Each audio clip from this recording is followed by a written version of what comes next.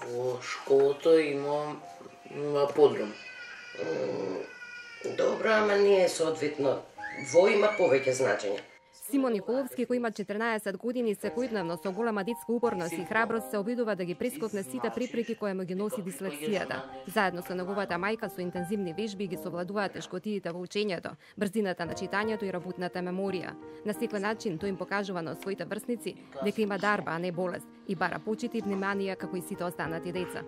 Во училиште некој пати ме викаат глуп, неписмен, не знаеш да читаш и многу други имиња.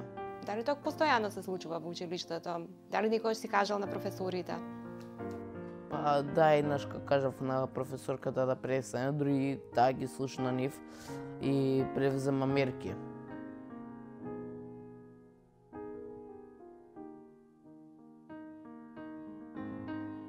Раната идентификација на дислексијата е од суштинско значење, бидејќи најефективниот начин да се помогне на дислексичар е решавањето на потешкотијата во првите години од школувањето. За разлика од западните земји, кај нас дислексијата се уште е далечна тема. Отворено се зборува последните неколку години и тоа најмногу преку заложбите на граѓанските организации. Немаше никакви информации околу дислексијата, без разлика дали се работи за стручна литература или информации во медиумите.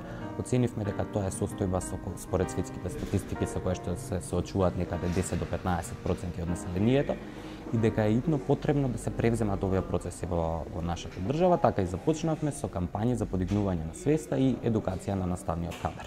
Неговиот брат, кој што е претседател на Сдруженијето за дислексија Анштајн, вели дека се обидуваат на секој начин да бидат видливи за институциите и граѓаните, да се подигне свеста кај локалните власти за потребата од нивно вклучување во процесот на креирање на образовните услови за учениците со дислексија. Имам две најголеми желби. Да сам познат готвач и да не се вика дислексијата дека е болест и дека децата со дислексија се глупи, ретардирани и мрзливи. Тоа ми е мене желбата.